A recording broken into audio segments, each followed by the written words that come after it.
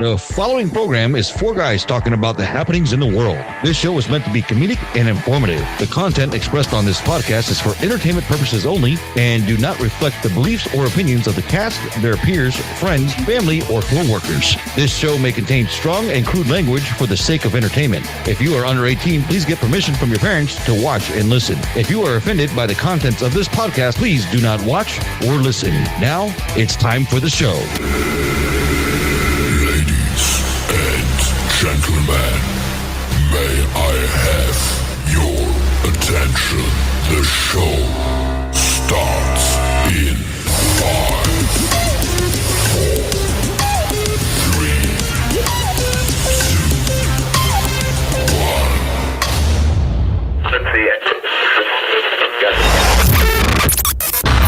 1. Get your lightsabers out, because May the 4th be with you. It's National Star Wars Day today. It's a day for Star Wars fans to celebrate all things pertaining to a galaxy far, far away. Of course, it's on May the 4th because it's May the 4th. What?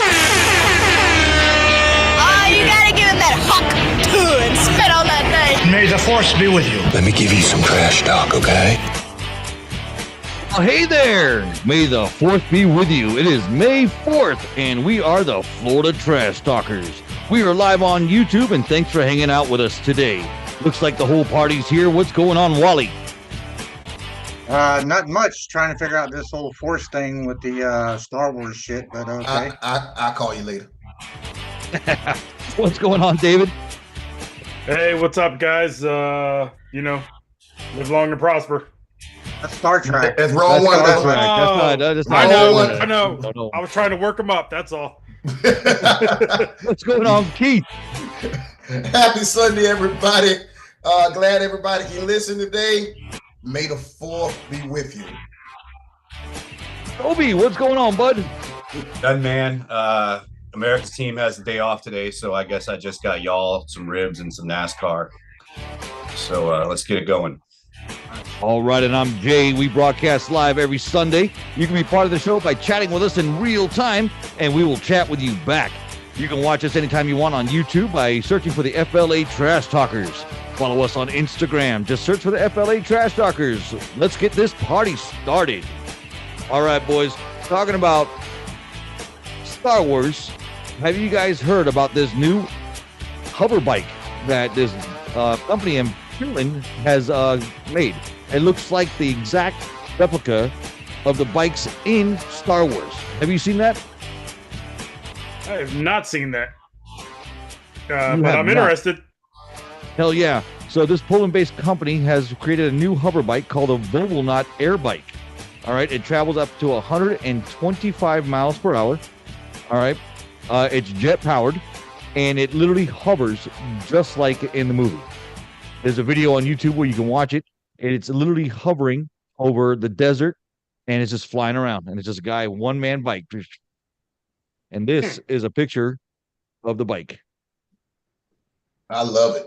I would never ride it, but I love it. Is there does it say in that article, is it like 6 feet off the ground? Can I take it and race a airplane? Am I going to get in trouble with the, it doesn't say how high. It doesn't say how high it goes. But I saw the video. It looks like the propulsion system is beneath it, lifting it up. So I think you're only probably going to get to 6 or 7 feet off the ground based on what I was looking at. Second question: Yeah, what's the weight capacity? agree. Will it pick my fat ass up off the ground? So now I might have to get back on the needle. Right. I just took my needle. Well, listen, that's just showing that the future is here, man. The things that we wish that we had, those bikes that when we were watching those movies, they're here now. They're here. They're planning on releasing them. Dude, I think this is pretty cool. I'd ride one for sure. I'd take it right out and just ride it, hover it. I'd race all you. I play a lot of Grand Theft Auto, and you got a bunch of a bunch of people that buy that hover bike just so they can mess on the video game. Oh my God! On the online version, you see one coming, you just hide because you can't stop them because they're going super fast. They're not going, they can't get too high up, but on the video game, they let them go maybe about 20, 30 feet up. And that's about it. Don't you just get on a roof? You still can't. They're too fast to shoot them. But and they I don't shooting know. can't and I they don't shooting play missiles. They shooting cannons and missiles while they're on there too.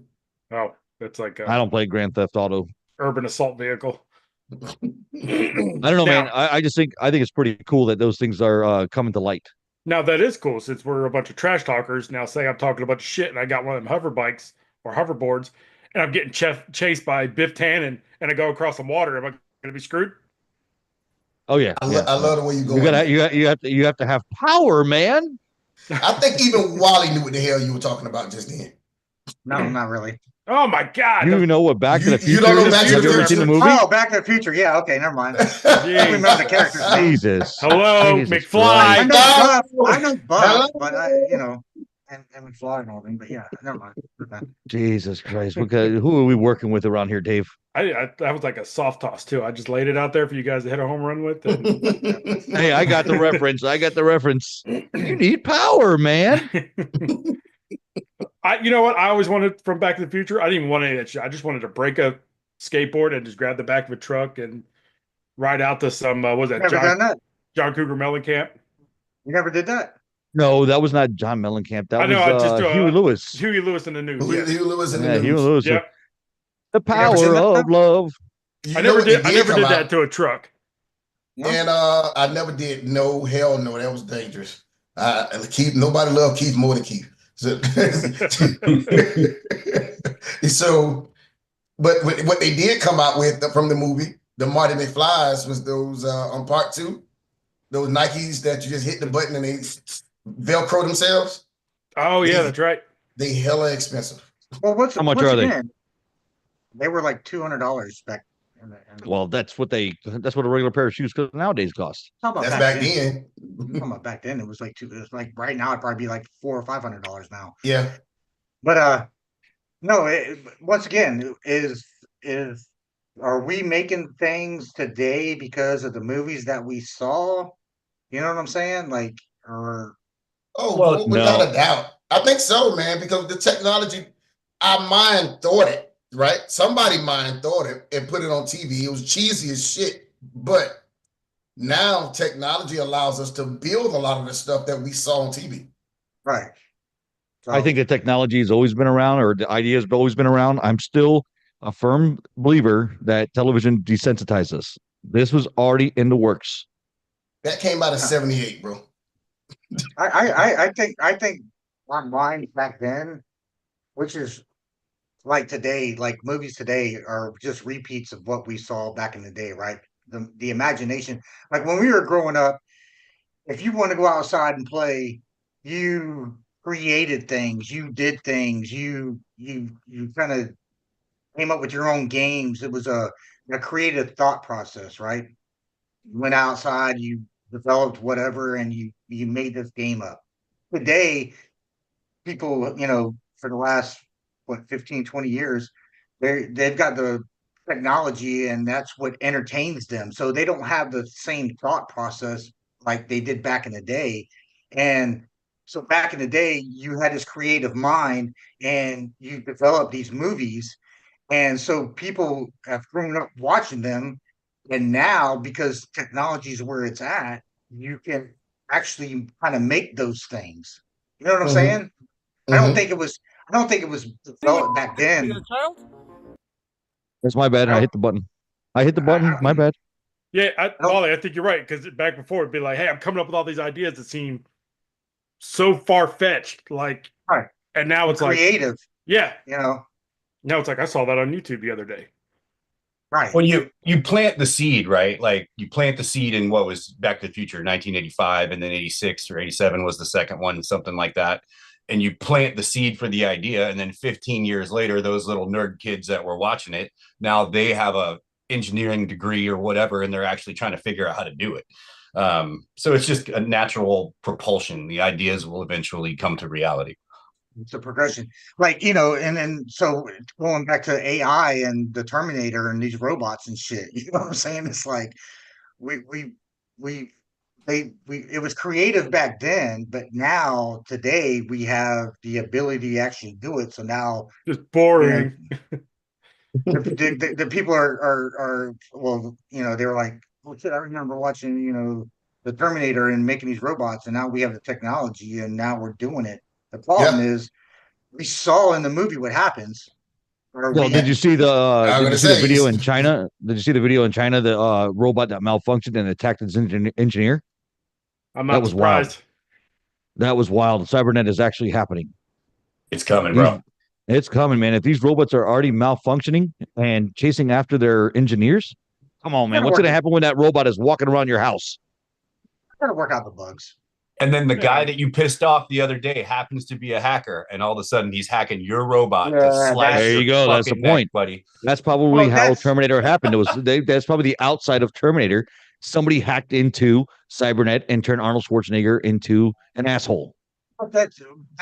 I mean, it kind of the factor about these self-driving cars. Somebody can hack into those. And then next thing you know, drive fucking people into a goddamn wall. You know what I'm saying? Or off a bridge. Very, very easy. That's what we were talking about in the movie last week. After the movie that the Obamas did, somebody hacked into all the Teslas, and all the Teslas went to this one destination. What's the name of that movie? They dropped a bomb on them. Leave the world behind. Leave the world behind. It was crazy. Yeah, I still haven't seen that. And two, I just saw an article this morning said if you're traveling between Dallas and Houston, don't be surprised if you see a semi truck with nobody driving. I think they're on I-4. Oh yeah. What? I think they're on I-4. They have self-driving trucks now. That's semi trucks. Yeah. Yes. Yeah. No. Pretty soon, bro, that motherfucker's gonna get up and say, "Autobots transform." Roll out. Right. And also, Jay, you said turned Arnold Schwarzenegger into an asshole. He's not an asshole. Say that. He was doing his job. Yes. He was doing the job that the hacker. He wasn't an asshole. He did the job that the hacker made him do. Yep. But that's crazy. He was a stone cold killing Terminator. Can't run from it. You can't negotiate with it. Terminator 2 has no feelings. Terminator 2, he was a pussy. He didn't kill anybody. Shot him in the leg. Yeah, T2, he came back. He had jokes. He's like hospital and all that shit. Vista, baby. See, that's all about. That's all. It's a human. That's all about hacking, man. The first one they hacked him into be an asshole. This one they wanted him to be more comedic. What's that? He wasn't an asshole. He was killing everybody. Okay, so he was killing all the wrong Sarah Connors. He was doing his job. He killed every single wrong Sarah Connor. So maybe Sarah's deserve it. What was his model? He was a T1000, right? T100. T100. T100. And then what was the one where the bullets would hit him? The other guy? Terminator 2. That was a T1000. Okay, there we go. Yep. Yeah, the liquid guy. Yep. Well, it was funny in the movie. He goes to the phone book. He's flipping through the phone book, and he's looking for Sarah. Was it Sarah Banks? Sarah Connor. Sarah Connor. Sarah Connor. We just said the name a minute ago. Book. I know. Shut up. He's going through the phone book looking for all the names and looking up the addresses. It's just going to that shit anymore. Remember the last time you guys seen a phone book? Well, I was about to say, remember when telephone books were delivered? I think I actually did that a couple of times and got paid for it, delivering phone once books, a year or something like that. The new phone book would come out. Yeah. And then you had to pay to get unlisted if you didn't want your name in that phone book. Otherwise, that was the internet back then. Now you can just search anybody online. The phone book is where you find everybody's information back then. Yeah. Well, when we're not recording, I can give y'all some stories about me and phone books when I was a teenager. Did you hit people with them, like the police? I hit people with them, but not physically. I'll tell you later, off the record. Yeah, sounds good. I feel like the statute of limitations is up. I was just going to say, we're going to do some research on assault and battery real quick. Okay, you're right. Since the statute of limitations is over, I could give. Okay, back in the days, the entire South Florida, you're going to remember this, Jay. The entire South Florida was 305. 305. So 305. There was no 786 or whatever the other 954. It was no 786, was no 954. You can call all the way up to Boca. Right before you get to Boca, you could call, and it was a local call. So on my high school years, they came up with 954. So now anything past County Line Road, it was a long distance call. And my girlfriend at the time lived in fucking Miramar, which was across the street from the county line. My parents didn't play this shit. I couldn't call her, and so somebody taught me a trick. Say, go into white pages and pick a telephone number and call. That's back when you used to have to call O for the operator. And say, call the operator. They tell them, hey, I just like to charge this call to my house, but you got to kind of sound a little older. So I like to charge this call to my house, please. And I would just get the white pages, my eyes closed, and whatever my finger land, that was my house. And we would talk all night on these people dying. We did this 7 nights a week. Jesus. How crazy we used to have to pay for long distance phone calls. Now you call them exactly right. Washington, it doesn't cost you anything. It's wild how you're still paying, man. You're just paying for $1,000 fucking iPhone, and then the subscription service to Apple or AT&T. You're paying out your ass. You're paying more now, actually. Probably, yeah, without a doubt. Yeah, I kind of agree with that. That flying bike, I don't know that I go 125 on it. I'm too old for that shit. But you put a flux capacitor and 1.21 gigawatts, I'm in. Oh, I'm all about that. I'm all about that. Per hour. Dave will go 88 miles per hour. 80 miles, man. You're just cruising at 80 miles an hour. 120 is nothing, dude. Whatever. Oh my God. I went around these dudes on this motorcycle. You know how a bunch of guys be on motorcycles? And they was holding up the 429 in the outside fucking lane. It was like 9 of them in this little pack doing like 65 on the 429 yesterday. I'm like, get the fuck out the way, man. That's where we need Terminators at. On the side. Oh, you're in the left lane?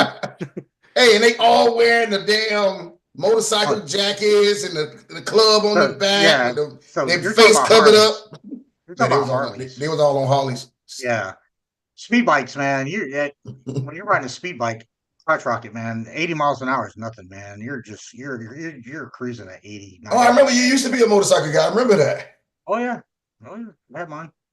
I'm no good on 2 wheels. Yes, sir. I forgot my man name that I know I just ain't gonna say it on the show. That's why I said I forgot that you sold your bike to. Oh yeah. Yeah. Yeah, I wasn't you wasn't really riding until you was at like 110, 120. Gotcha. Yeah, I've never been good on 2 wheels, man. Well, the hover bikes don't even have wheels, so you'd be great on it. Okay, yeah. I just don't want to go 80 or 125. I'm gonna drag race a golf cart in the neighborhood. And I'm comfortable with that. Are you gonna soup up the golf cart, or you want to race it with the hover bike? You got a golf cart? Who, me? Yeah. No, I do not. I want one. I'm actually in the market to try to. I want an old one and restore it. Okay. I want to restore it. I want to put the Miami Dolphin interior on it. I want to custom paint it. Are you gonna put rims on there and some 12s on the back? I'm gonna put. I don't know about 12s, but it's gonna be based out. It's gonna be Miami style, baby. I remember going to the Bahamas, man, and renting a damn golf cart, man. They had speakers on the back of it, man. I was riding through playing some Jamaican music, man. That shit was fire, man. I'm telling you, in my neighborhood where I live, in my part of Lake County, everybody has a golf cart, so I got to get on board. Oh yeah, all the old people around there, they love their golf carts. That's big in downtown Sanford. I can tell you that much, man. They have them down there too. My neighborhood, you see a bunch of people running up and down golf carts to go pick up their kids from school. Hardly anybody drives a car around here. It's not old people either, man. There's a lot of young people with their dogs. You can't do that in Miami, though. You can't be running around the golf cart. Get ran over. It's probably against the law in Miami because they get ran over. All right. Keith, we know you got to do a hard stop at 11:15. So there's something on all of our topic we want to talk about here. This lady, bring it up. Well, yeah, this lady was. I'm just gonna play the clip. Did you call him a child? Did you call the child the word? It is my own business. You call him a. Okay, why don't you have the boss to say it right now again? Okay. All right, that's what you say. A lot of bleeps there, but Toby. What's going on in this clip here, man? So I guess the kid took something from a bag or something like that. It was whatever it was. It wasn't worth the result that we got there. She goes off, hard R's the kid. And in the wake of that, there has been a very large amount of money raised on GoFundMe for her because now she's under threat of losing her job. May have already lost it. I don't know those details, but what in the fuck happened in our world in the last 5 years to where somebody does that and now you're going to raise money for him? Just a few weeks earlier, you had the Carmelo kid stab the dude in the heart at the track meet. They raised money for him. It feels like, to me, we went through the last 5 years of this end racism thing, and we came out the other side with a country that's more fucking racist than what we started with. So I think all of us were probably in the back of our mind concerned about that when this started during COVID, if you recall. And here we are. We see the results. The results are you literally turn people fucking worse than they were. Wally and me, I think we grew up in Sanford, and we were kind of on the cutting edge of the end racist thing back in the 90s. And Keith, you're on here. You can tell me if I'm wrong, but I felt like through the early 2000s, this was a problem that was getting kind of pushed away. And it wasn't as big of a deal as it once was. And now all of a sudden the shit has reared its head to where we're raising money for people who are fucking racist. Listen, man, I don't have a racist bone in my body, but I can recognize it when I see it. And this is some bullshit because first, let's go with the kid that stabbed the other fucking kid. I think he got a line in front of him or some shit. I forgot why he stabbed him, but it didn't make sense. They had a tent at the track meet, and it was for their team. And he came in and just sat down and posted up. And the guy was like, "You got to get out." And the dude was like, "No." And then he was basically like, "Touch me and see what happens." And what happened was he's dead. So go ahead. But I just found out when we talked about this earlier that they raised money for this kid. A ton, $500,000 at least at this point. Bro, this kid need to be in fucking prison for the next 50 years. They lowered his bond. His bond was set at $1 million, and they lowered it to like 150. 250.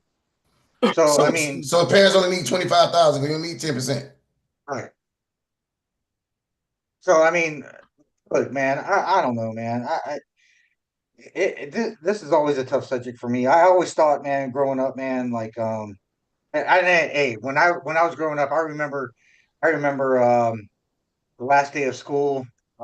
It's basically a race war fight, whatever you want to call it, is blacks against whites. The fight in the last day of school for whatever reason, growing up.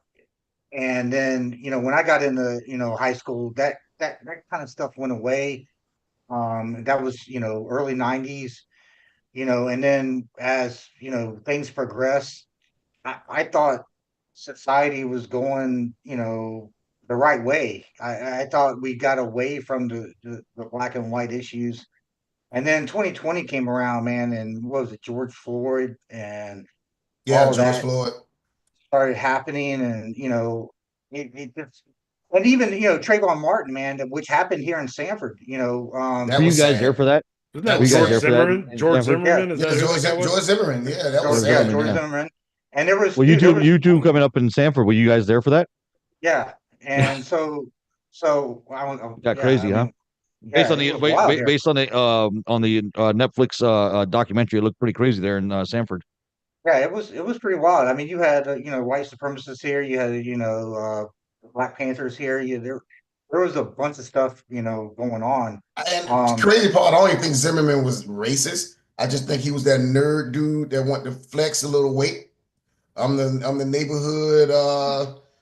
He had a power crisis. Like he was like, I'm King Dick in this neighborhood. And I don't know you. Rejected from being a police officer, right? Yeah. Rejected. Yeah. So now he's like, I'm gonna strap on that safety monitor belt like in school, and I'm gonna write people up. Fuck that guy. Sad to say, I believe if it had been white, Hispanic, Chinese, purple, with the same demographic, the same situation with the hoodie on, he don't know him, never seen you in my neighborhood. Who are you? I know. I'll say it.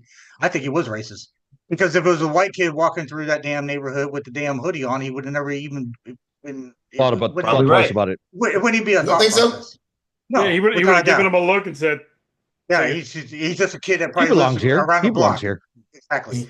But the thing I was going back to was what I love about Sanford is the fact that whatever was going on, we didn't erupt.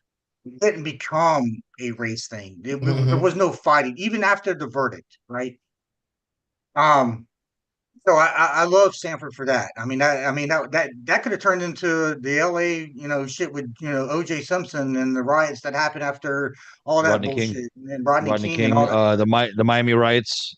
I mean, all that. So and it didn't. And then we go into so after Trayvon Martin, then we go into the George Floyd thing or whatever, and then COVID happens and everything's racist, and I don't know why the media, whether it's the media or politicians, flip this back to everything's a black and white thing, everything's a Democratic Republic thing. Once again, man, when are we just going to be able to get along to work on things together to make things right, man? And it's just sad to see this, some more of this bullshit come out about, this woman calling this, young black kid the N-word, and it's like we got to get away from that, man. I mean, we're all And the kid with special needs too, wasn't it? I believe that is accurate. I mean, so what are we doing, man? Like, there's so much hate going on in this country. We haven't had really anything happen in this country to unite us since what? 9/11. 9/11. And unfortunately, man, we it's going to take something like that again, for us to come together and see, each other as just human beings. And man, it's just bullshit, dude. I can't stand it. Jay, I've told Wally this several times. Look, I did it again, Wally. I got that shit right. I'm kind of like a country street hybrid. And so I have access to the redneck side of things and the street side of things at times. And I told him I went out on a boat one day and there's this beach on the river and we were all out there having the best of times. And a group of Spanish dudes pulls up. Black dudes pull up all on this river, right? And this is a place you would think would be some redneck centric, don't come around here shit. But everybody there, it was all love all day long. Not a single problem erupted. And the funny thing was there some racist people around there? Probably was. But the group wasn't going to let them do it. You know what I mean? Like most people are decent, good people. And then you have the idiots mixed amongst us. But when I'm around those crowds, man, even the countryest redneck motherfuckers, I hardly hear shit like that. Like I did in the 80s, you would hear some racist shit back then. But now I barely hear those opinions come out of people's mouths anymore. So I'm just confused. Is this a digital creation? Genuinely, I think people are better now than they were in the 70s and 80s. Education does a lot for that. But the education, where are you getting your education from? Because right now, if you're getting your education from the social media, it's all racist shit. It's all to divide us. You have to go out and you have to experience the things. You have to go out and be around people. You have to really analyze your own thoughts. I'm gonna tell you right now, one of my family members was one of the biggest racists. I mean, would use the N-word all the time. I mean, hated black people, man. And I would go to school the next day, being in Sanford, and I'm around half my class was black. So, and I'm going out, I'm friends with them, and then I would come home and be around this dude sitting there saying all this racist shit, and I'm going, what are you talking about? Yeah, like these are my friends, and yours be like so. We have to use our own thought process. We can't use social media to educate us. Yeah, like you have to use your own mind. Like I said, people are like, "Oh, the internet says whites and blacks can't get along," and you go out in the real world and you're like, "What the fuck's Wait a second. Yeah, everything's. Go to a daycare. You go to a daycare and put a black baby and a white baby in a damn playpen, and are they going to sit there and not play with each other? They won't know the difference between each other. No. Exactly. They won't. They'll end up playing with the same toys. They'll end up with each other.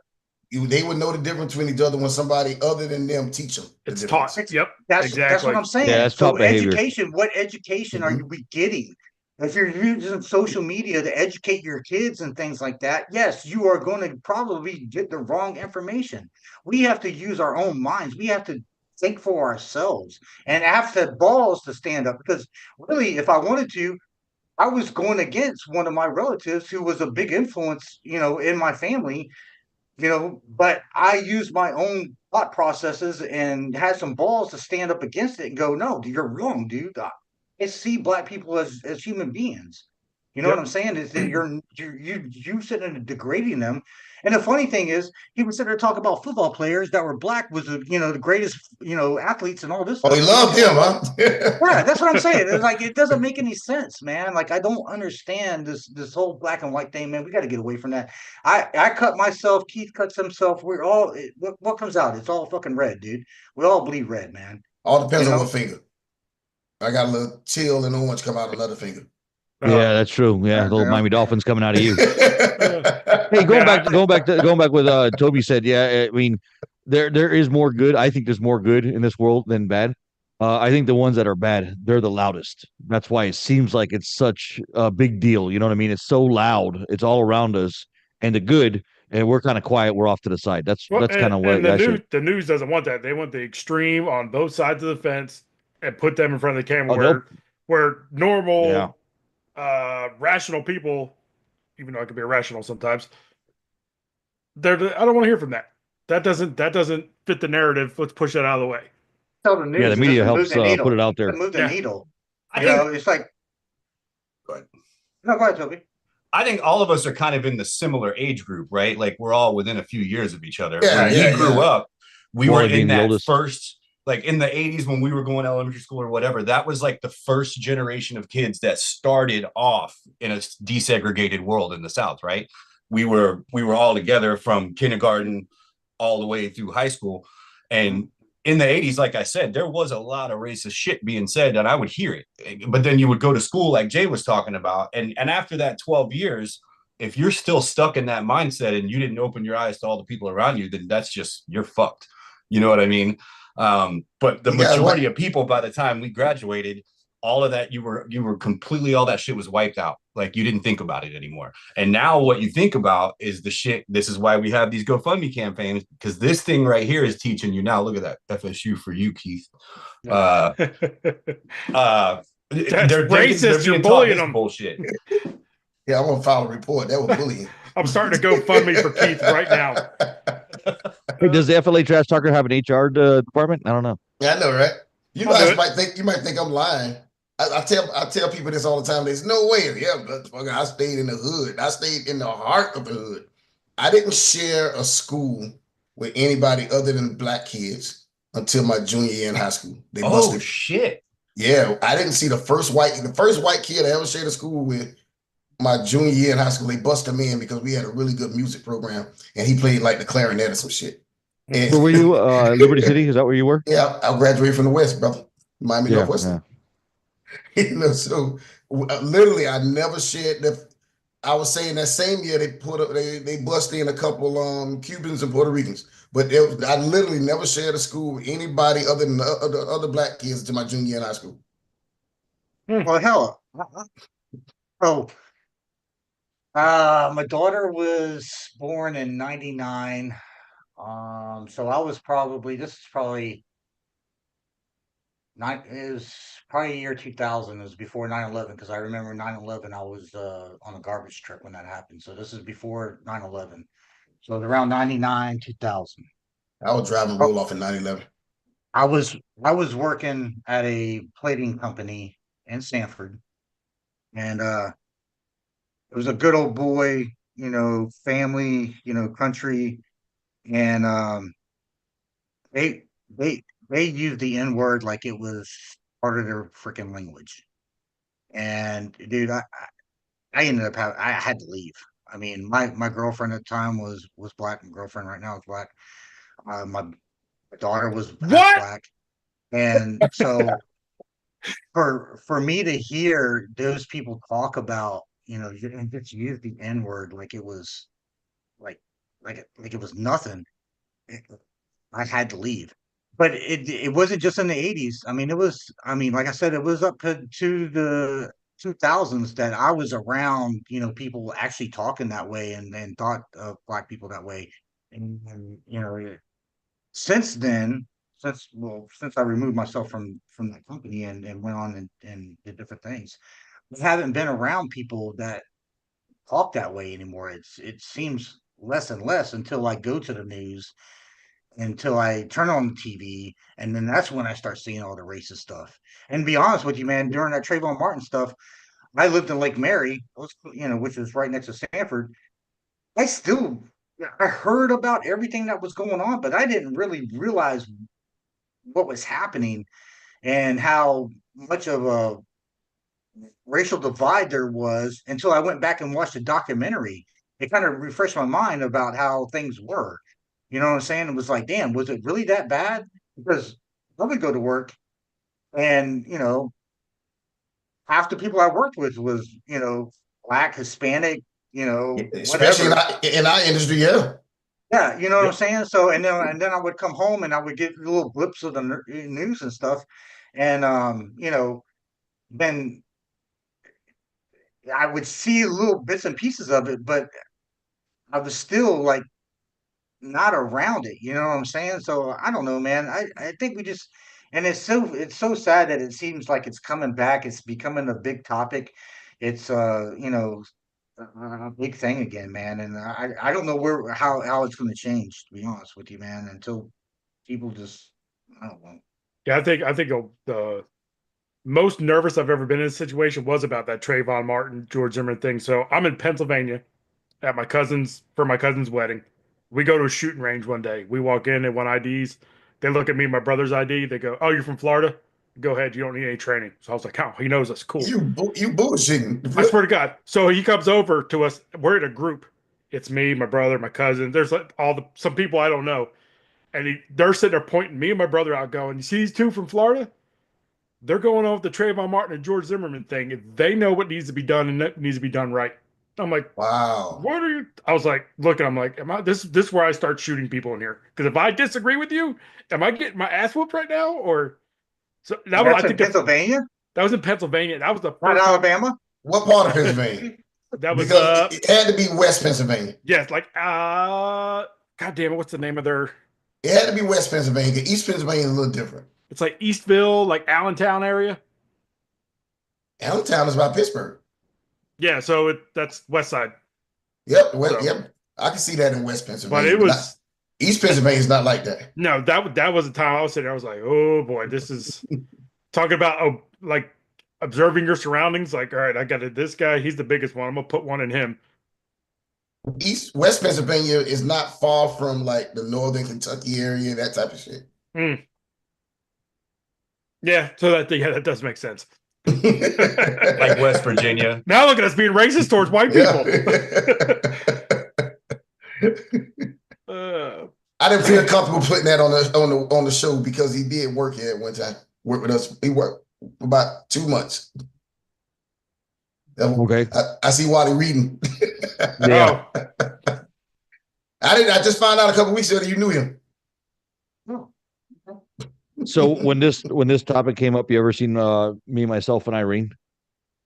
Yeah. Great movie. Great Absolutely great. So why we started talking about it, I saw Warraven switching from hey, I'm gonna be a great guy today. Now I'm gonna be angry Wally. I just saw him twitching like suppress the urge to kill.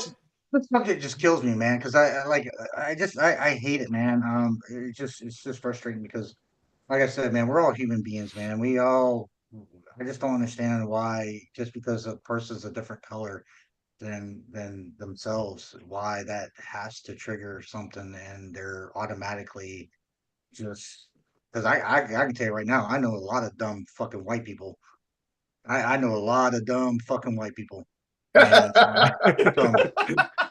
so I don't understand. Like, I don't get it. And why, because another person is a different color, they can't be smart and successful. It just boggles my fucking mind. Like, I don't get it.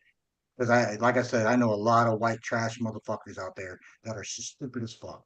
So, well, you bring up Me, Myself, and Irene. Try making that movie in 2025. Good fucking luck. That shit's never going to make it past a single person. There's a lot of movies. There's a lot of movies that we grew up on that you cannot make in 2025. Did you ever see the Blazing Saddles? Blazing Saddles would be like 2 seconds long.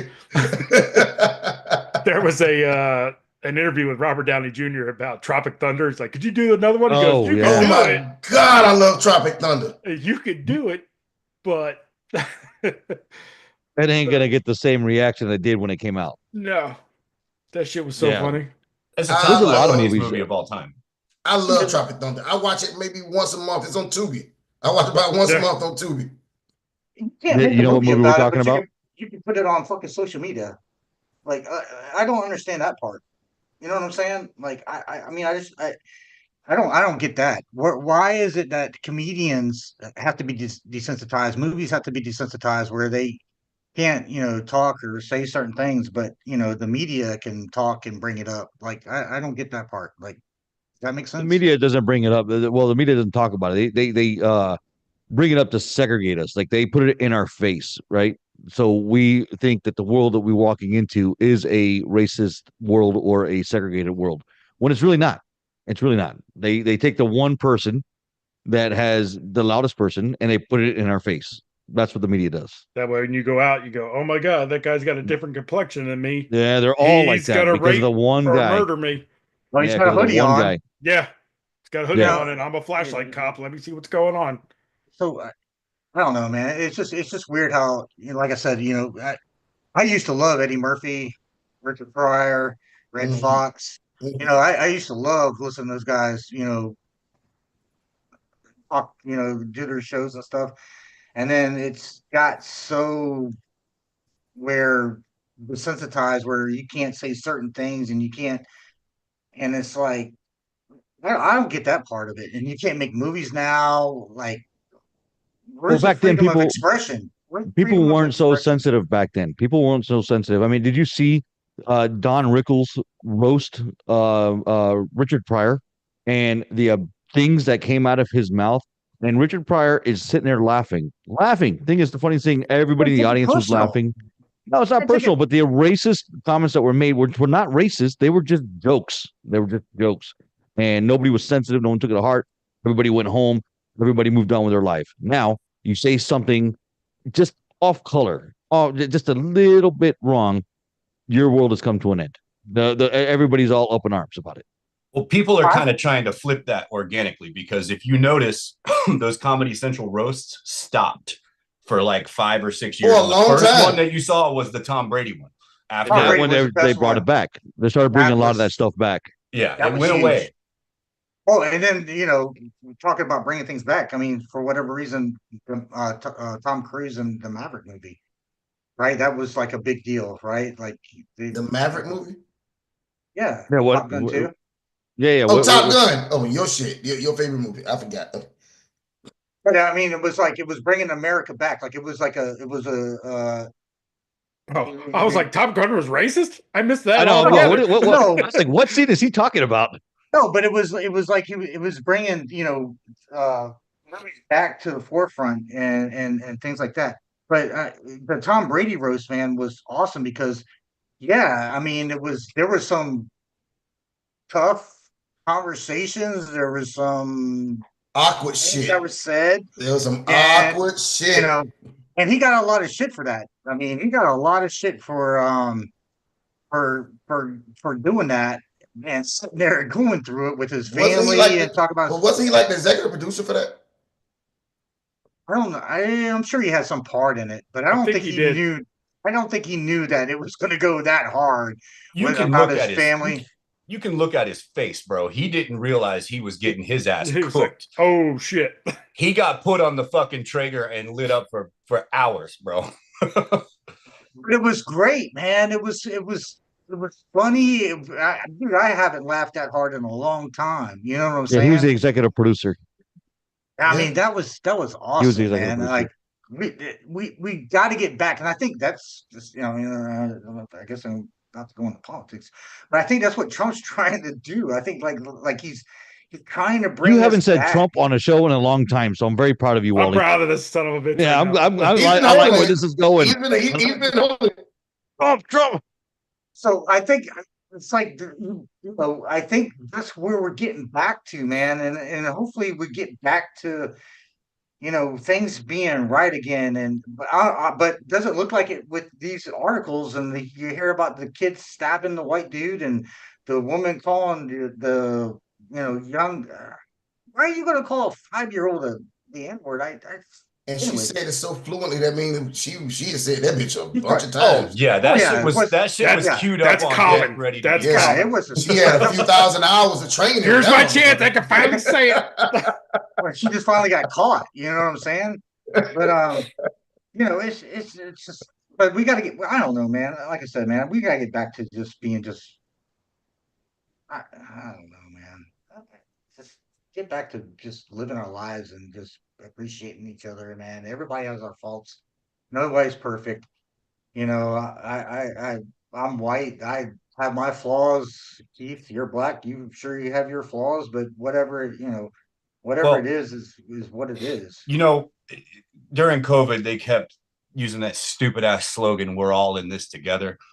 And when it comes down to this type of shit, it's the truth. Because if you look across the world, whether it be Hurricane Katrina or it be what happened in fucking North Carolina with the hurricane that wiped their shit out, or the fires in Hawaii or whatever, right? They let all them people rot. All them people rotted.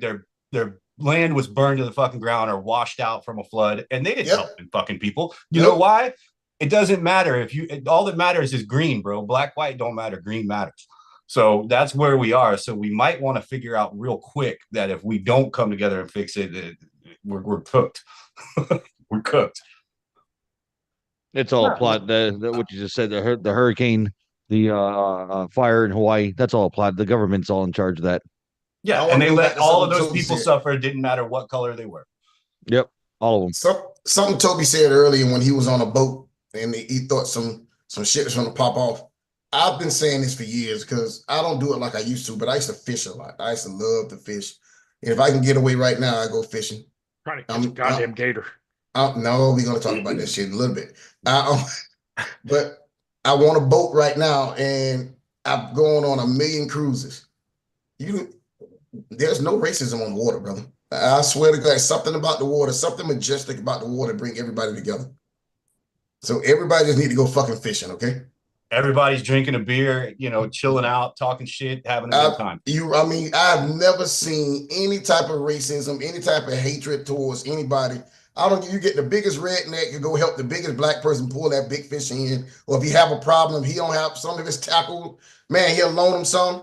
No matter how you think about that culture, they love each other on that water. I've always noticed that. Well, so at that point, you're the same culture. It doesn't matter. Yeah. Like we're fishermen, bro. That's different.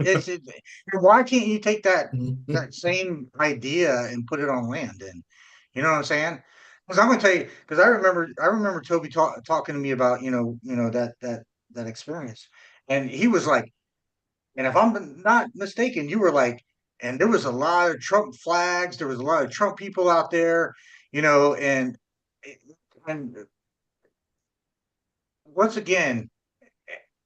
And the only reason why I bring up the Trump thing is because if you are a supporter of Trump, you're automatically racist, you're Nazi, you're this, you're that. It has nothing to do with that. It's all media bullshit. Some people do.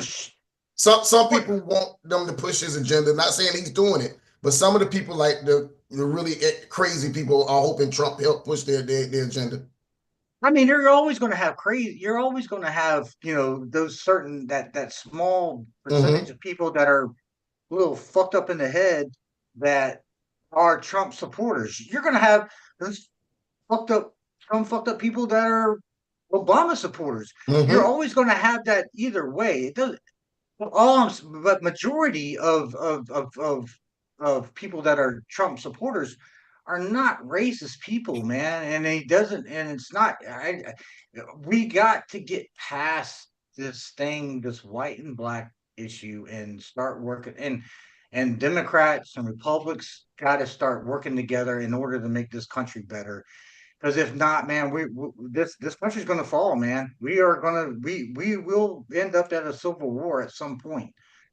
In my opinion, that's my opinion. Just like the movie. Just like the movie. I've never seen the movie. I got to see it. It's actually not bad. I heard it's good. I got to see it. Not bad. Just like the movie. So are they? Is that another thing they're predicting that's going to happen, and they just put it in their head so when it does happen? Well, once again, are they putting it in our heads so it does happen? I believe it was made by the same company that made the Leave the World Behind movie. Same no company. Shit. No shit. Hey, side note, it's kind of ties in. Wally, you can go drink some coffee or something right now. and Jay, you might be the same. But even though this show was written and I want to say it was filmed before the 2024 election, didn't Daredevil kind of look like what's going on right now? I haven't dialed into that yet. I've been waiting for it to get completed, and then I was just going to. It's done. It's done. Weekend blast it. This season done. Okay. But okay, Dave, isn't the plot of Daredevil kind of like right now what the United States is going through right now? It really is. You're on one side of the fence or you're on the other side of the fence. I mean, goddamn, but it came. They filmed this. I heard like 3 years ago. That last episode was fucking great. It was. We'll nerd out later. But yeah. Go ahead. Okay. But you figured 3 years ago, what was it, 2022? The divide was started in 2020, as far as I'm concerned. Okay. So you kind of already saw what was happening. Like, so, yeah, I mean, so you could see the divide in 2020. They saw what was happening and they knew it was going to progress. So they just kind of went off that storyline. You know, let me give you the premise real quick. No, I'm not. It's not gonna because it happened in fucking episode 1. So I'm not gonna spoil anybody. It's not a spoiler, but yeah, everybody knows. Anyways. Everybody knows Daredevil always fought Kingpin, right? And when the last Daredevil, when it was on Netflix, Kingpin went to prison. But Kingpin is a big criminal, millionaire criminal. He runs the underworld. The bitch got out of prison and ran for NYC mayor and won. And shit hit the fan. Yep. Though, that dude that plays Kingpin, D'Onofrio, that's a great fucking actor. That is the best actor, I think, in Hollywood. Yeah. Oh boy, remember he was in Full Metal Jacket as Private Pile when he was young? Oh my God. Good this shit. Is my gun. Good shit. You know, I just saw he was in also, and I didn't realize was that Adventures in Babysitting. Shit, yeah. That's who do you play? Who do you play in that show up? He was like the mechanic, like they thought he was like Thor. Oh, is that him? He's in the first Men in Black. I was gonna say he wore the Edgar suit. He was the one. He was the farmer that was had roaches coming out his arms in Men in Black. Edgar. Oh. Don't do that. Don't sugar water. Don't kill that bug. He was in. He got eaten by a raptor in Jurassic Park. Really? Yes, and the new ones with Chris Pratt. The new is Jurassic World. I think he was in Law and Order. One of those. He was definitely on one of them shows. Yes, as a lawyer or something. Yep. Now he was a detective in that. I'm telling you, he is probably the best pound for pound actor in Hollywood. Vanessa, he's good. Where the fuck do you watch all this shit? Like I'm like I because we actually we changed the channel outside of Sports Central. I was gonna say look over Wally's shoulder. That's never changed. You have more channels. You have more channels on your TV. Just saying, you have more channels on your TV. We don't watch them 8.5 hour soccer games with no halftime. Jesus Christ. Just take your remote control and press the channel up button. Your world will open up.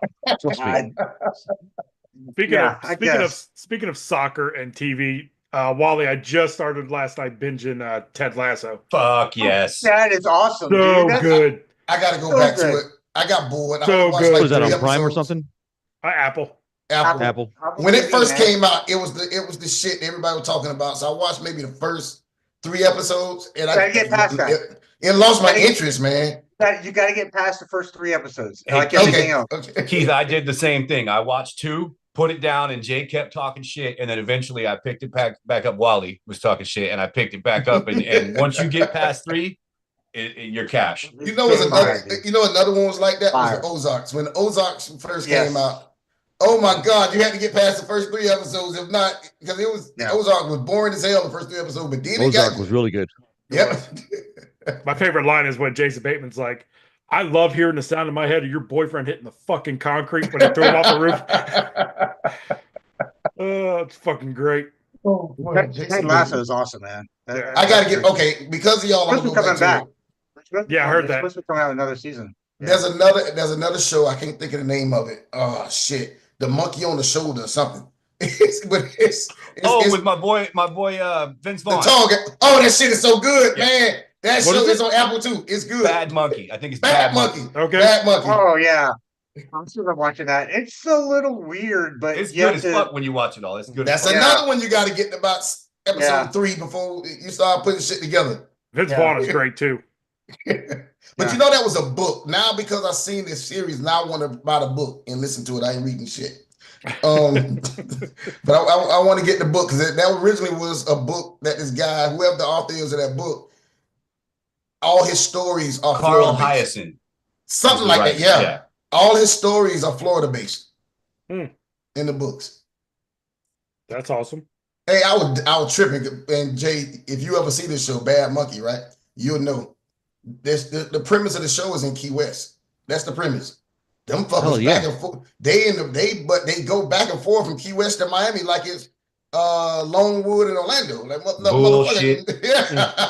That's a 3-4 hour drive. Yeah, I've driven that road many times, and that road through the Keys, you're 4 hours stuck, bro. Don't let it be a holiday. Yeah. Coming back from Key West Memorial Weekend, man, it'd take you 8.5 hours to get back. Yes, traveling at 10 miles an hour all the way from Key West all the way to the turnpike. I was explaining to my wife because she's never been to the Keys while we want to go in July. I told her, I said, honey, that's bullshit. That ride, they keep going, oh, we're going to go to Miami. Oh, we're going to go back to the Keys. You don't do that ride like that. No. That ride is torture. I'm going to tell you this, though. You can get on Allegiant in Sanford, and it's like $75. And you can fly down there and then do the return trip like 3 days later, and you can get out 150 airfare and not have to deal with any of that. There's a new airlines called Breeze Airlines. And I don't know where they get their planes from, but online you look, the cabins look all futuristic and shit. But they have $35 around one way to from MCO to the Keys. Damn. Starting in June. They got a commercial airlines flying out of Lakeland Airport now to Nashville for $49. Ooh. Yeah. Who is that? Breeze? It's like a Velo or a Velo. Yeah. I've seen them. They knew. They go to New Orleans too. Okay. I'm born and raised here in Florida. I've never been to the Keys, so I might have to. Damn. Jesus. Never been. You got to catch that Breeze. You don't know what you're missing. Because from your house, we'll never see Wally again once he gets down there and sees what it is. I was on child support. I had to work. I didn't have time to and I damn sure didn't have money paying child support to do anything. So my ass worked. Hey, everything expensive. Hey, I might can get to the Keys $35 with it. You're gonna spend $250 or better to lay your head at night per night, $250 a night. Yeah. Well, is anybody going on the train from Orlando to Miami yet? Nah. I want to do that. What is it? That Sunrail or whatever? You know what? Let's do a podcast on the train. It's 3 hours. It's still a 3 hour ride. It's an hour and a half. It's an hour and a half. It's 3 hours. I just brought my mom from Miami to Orlando and then back from Orlando. It's to Miami. 3 fucking hours from one way. So we can do the whole podcast one Sunday. We can get on that bitch Sunday morning, go down there, have lunch, and come back and do the podcast while we sitting on the train. Well, hold on now. We can orchestrate this better. If we're gonna get on that motherfucker, we might as well get there about 11:30 and go to a Dolphins game. I'm about that. I'm out. You don't want to go to the Dolphin game? If Green Bay's coming to town, let's look at the schedule coming up. Okay, fuck, who's playing? I'm down. But I'm telling you, let's get on the train. It's a little costly. Like round trip per person is about $150. Yeah, $150. Yeah, $150. That's not bad though. But it beats driving, and you shave about an hour off the ride because the normal ride from Orlando to Miami could be up to 4 hours. So it's a 3 hour ride. And Wally, the best part is that we can get on that train drunk and not have to worry about driving. and they can keep your I know you like that. That's the selling point right there. You can buy drinks on the train. Get down there and Uber everywhere. We're good. And split between the 1, 2, 3, 4, 5 of us. That bitch had to count. There's 1, 2, 3, 4, 2. 5. If we came up with the wrong number, that would have been awesome. All 6 of us. Oh God, what am I gonna say? I want to take. Every now and then, I tell you what, I'll be on the lookout on Twitter. Every blue moon on Twitter, you'll get 50% off. That I mean, we all can go for $75. No. Right. By once a month, you gotta buy the tickets though. Like soon as you see it, and I'll let everybody know we can do the podcast one Sunday. Hey, we on the fucking Bright Line to Miami doing the podcast. Listen, we got to make a list of all the places we're going to do a podcast. We got bars, we got Key West, we got the train, we got the bars waiting on us. Yeah, man, we got to get this the Florida Trash Talkers tour. That's what we should call it, and start bouncing around. The bars waiting on us. All right, guys, it's the top of the hour. You are listening to the Florida Trash Talkers. Still lots to come. Keith, when you get your burgers made, when you order a burger, right, and you say I want it medium well or I want it well done, tell me, man, are you happy with the way that burger comes out? When you have somebody in the back of the kitchen making that burger for you, putting the mayonnaise and the mustard and the pickles and everything that you don't like on it, or now, do you like the way that burger comes out? Bro, okay. I know where you're going. Yep. Everybody on the show other than Toby knows that I am a very, very, very, very finicky eater. Very finicky eater. I don't like a lot of shit on my burger. So when I go order a burger, I'm big on throwing my shit through my phone because it's precise. I know, okay, extra this, none of this, extra that. And when I pick my shit up, if it's not how I want it, it ruins my day. I'll throw the burger out the window in the drive-thru. Right there, let them motherfuckers pick it up. Right? And don't even go back because I'm scared to go spit on my shit. You don't want that special sauce. No. That's a Burger King.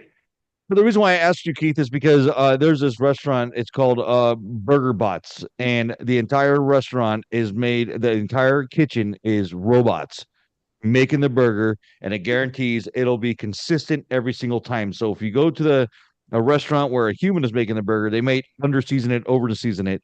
These robots will actually make sure every single time you go to that restaurant, that burger is going to taste the same. Now we have robots cooking our food. How do you guys feel about that? I love that. That part I love.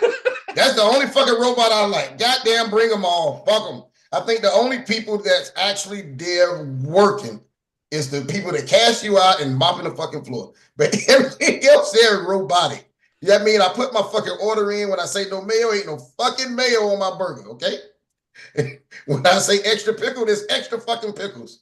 All right, so we're going to go. No onions, no goddamn onions. Why is there still humans mopping the floor? I was in Sam's the other day, and they got that machine. It just that robot that just cruise around sweeping the floor. Hey, am I the only one that stand in front of that bitch hoping to hit me so I can do it? I'm like, do it, Sam's McGee. Do it, please. Please. So outside and say Sam's McGee. Am I the only one standing in front of that motherfucker? Dave Callahan's big ass bulk store. So when I was growing up, there's a Food Lion here in Sanford. They're probably not a Food Lion in Food Lion was great, but I would have to sweep and mop the entire fucking store. So now we got a robot doing it. So that robot's taking away somebody's job, the teenager's job. I mean, I learned a lot of useful shit growing up, doing that, responsibilities and things. Now you're talking about a fucking robot, putting the right ingredients on your goddamn burger and making. I'm all for it. I'm all for it. Goddamn human beings. Once again. They don't read the fucking screen. The shit say no mayo. They still putting it on there. Okay, you're more pissed off because you got incompetent people working in the kitchen, and you'd rather have so Wally, to Keith's point, you have incompetent people working, and these robots, assuming they won't malfunction and put extra mustard on there when you don't want mustard, are cooking these burgers to perfection. So either you train them up or train them out. That's what I've always been taught growing up through the workforce, right? So instead of training them up and training them out, we just put a fucking robot there to take the position away from us. So once I'm again, sorry. Fuck them. Fix my okay, burger. Get the but burgers and fix my burger right. if you had a son that was working at that goddamn restaurant and all of a sudden they said, "Hey man, you got to go because we got a robot that's going to come That's in here." okay. And Well, maybe he got fired for putting pickles on Keith's burger. My son might have been the one fuck my burger up. Yeah, that's why we got rid of his son.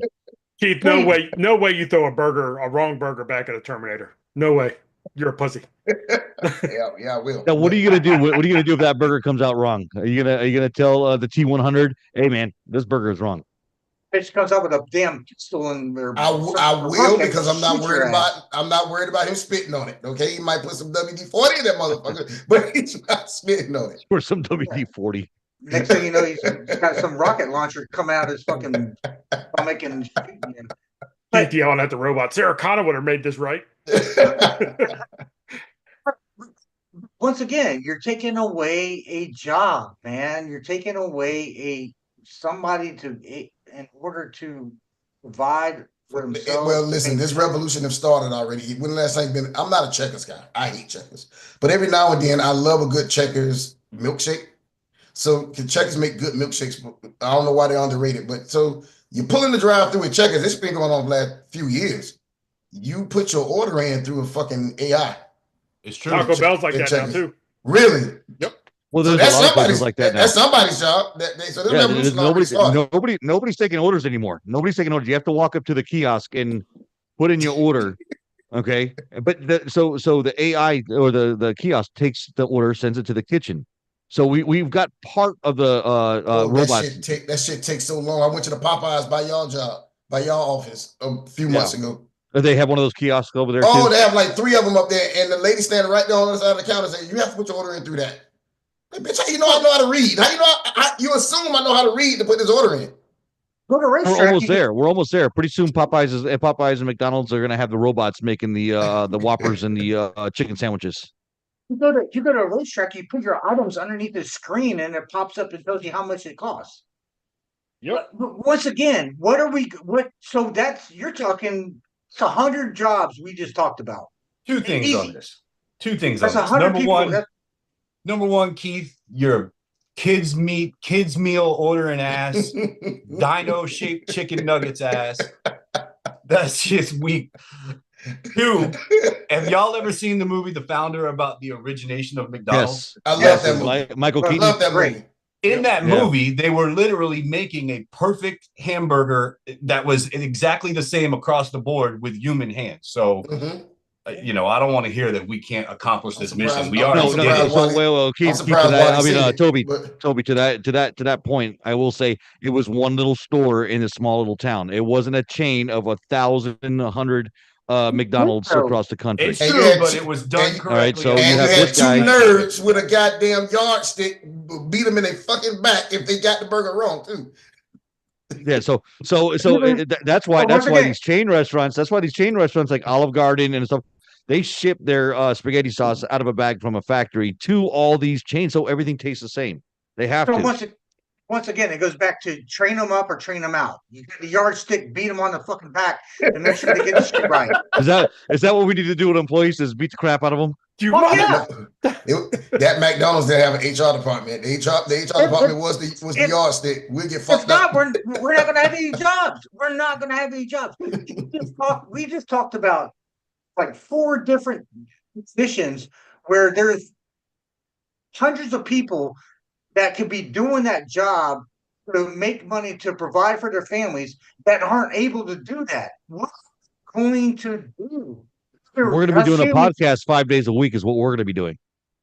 If it pays the fucking bills, I'm fine with it. But at the same time, what are we going to do in order to pay the fucking bills, man? You just took away thousands of people's jobs that are sitting at home that could be working, could be providing for the families, making some kind of extra income.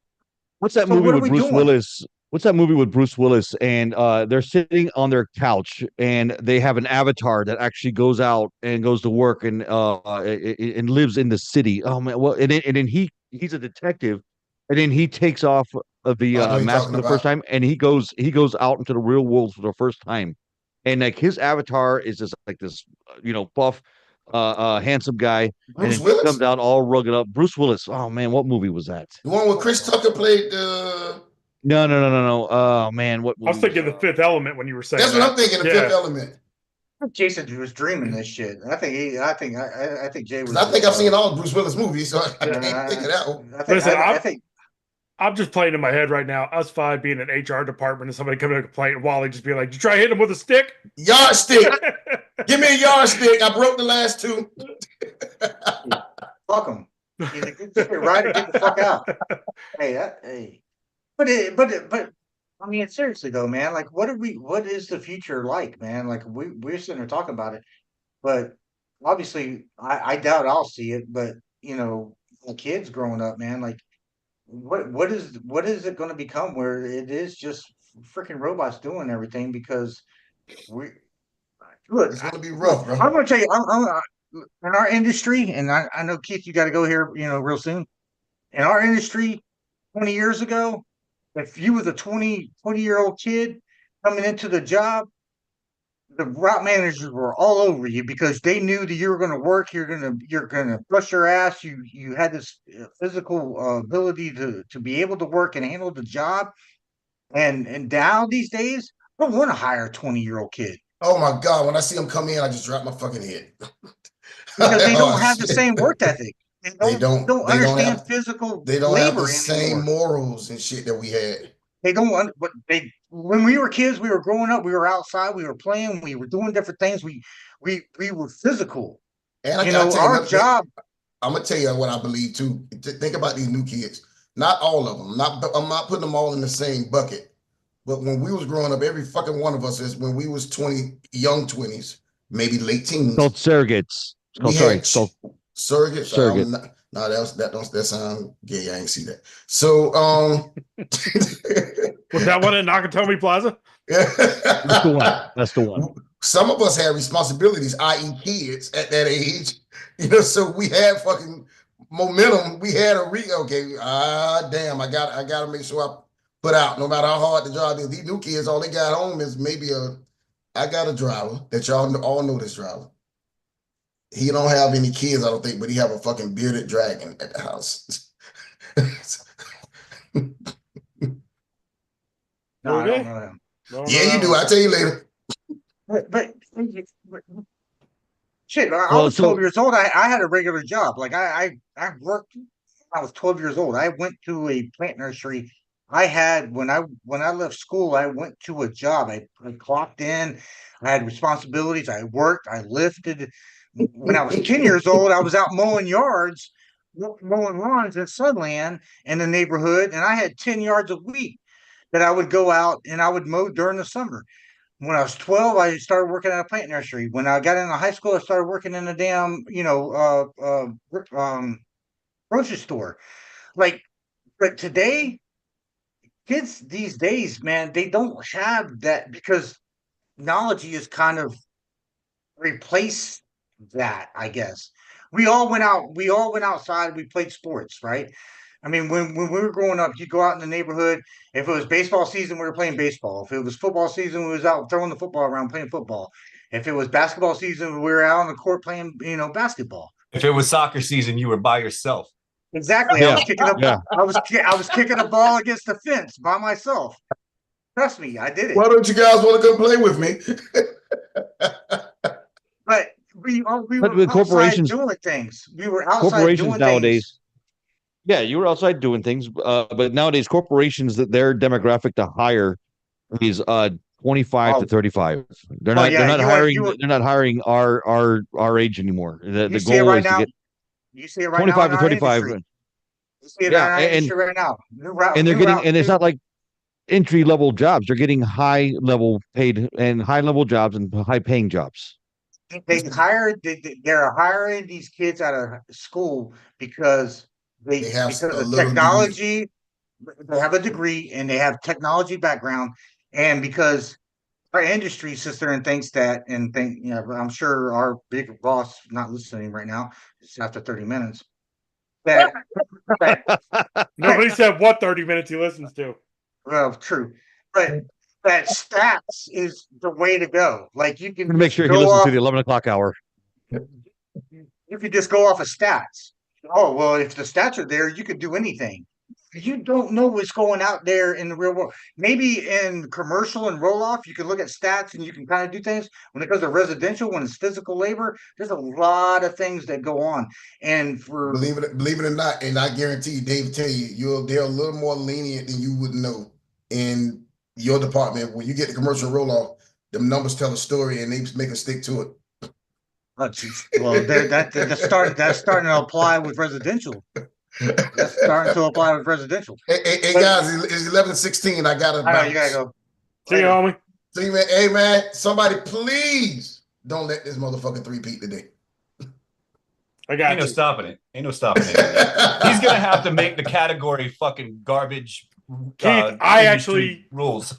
I actually had it maybe a little bit skewed to Keith's favor to nerd out a little bit. Hold that bitch to next week. Come up with a new one in 10 minutes. Okay.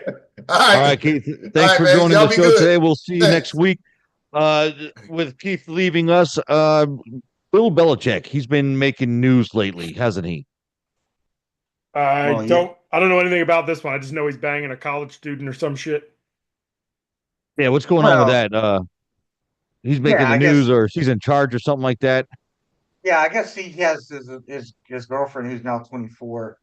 I guess she's kind of controlling things with Bill Belichick, and it's like I guess during the interview on CBS, I forget which what show it was actually on. They brought up the fact, or they asked the question, how did y'all meet or whatever, and she jumped in and said, "No, we're not going to talk about that." And he kind of just shut up and kind of went I was away. 6.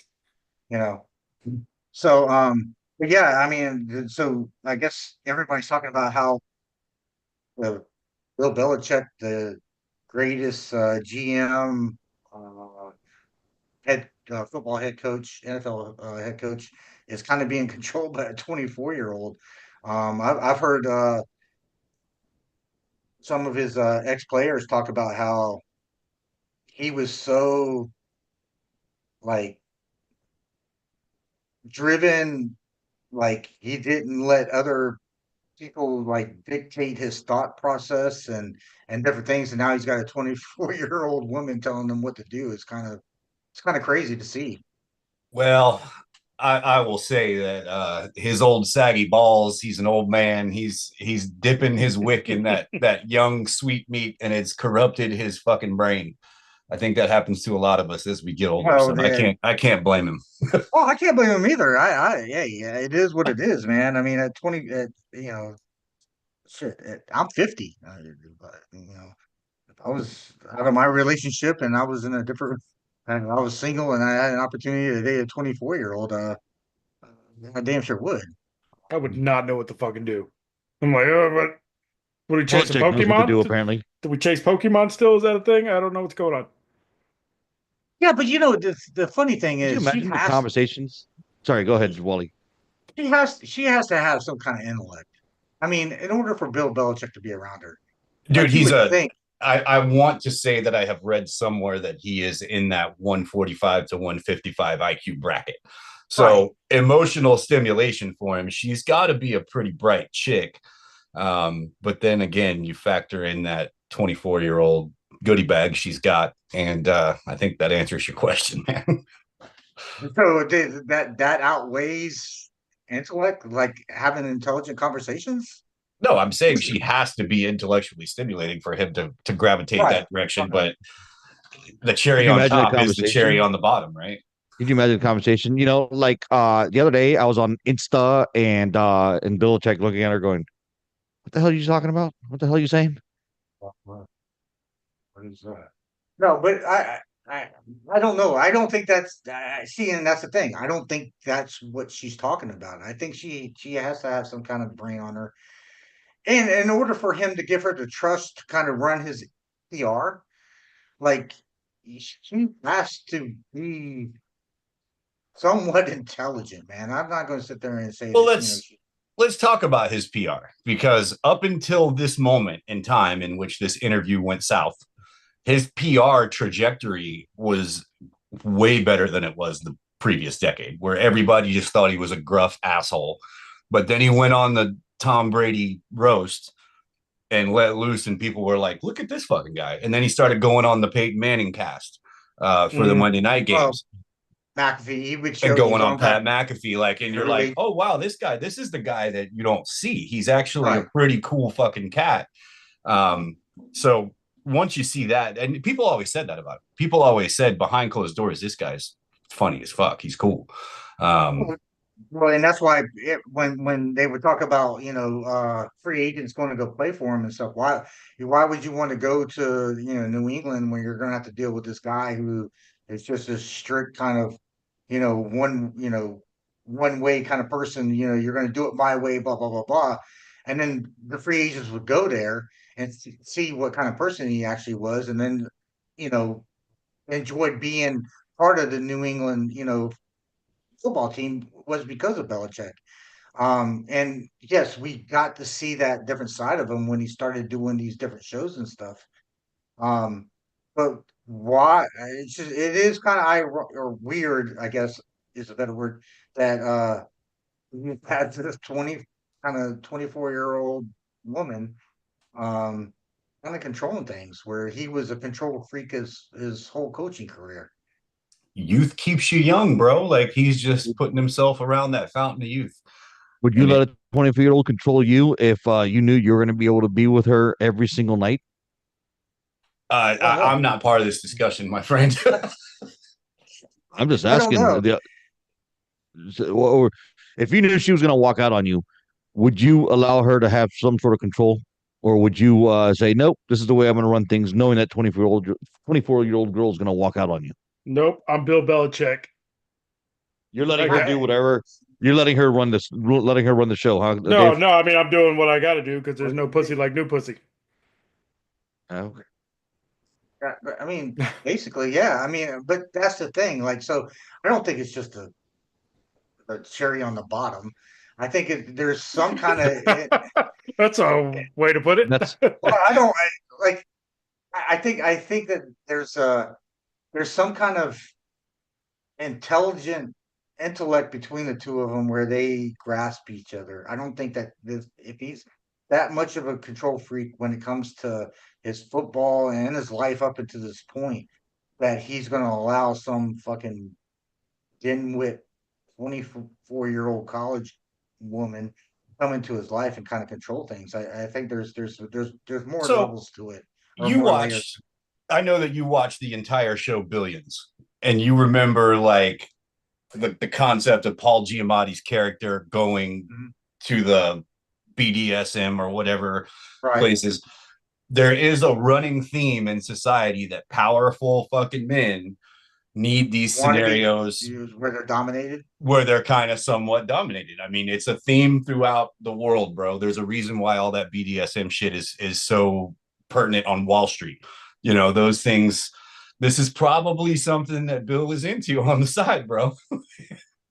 I don't think that's his boss is going to get happy endings.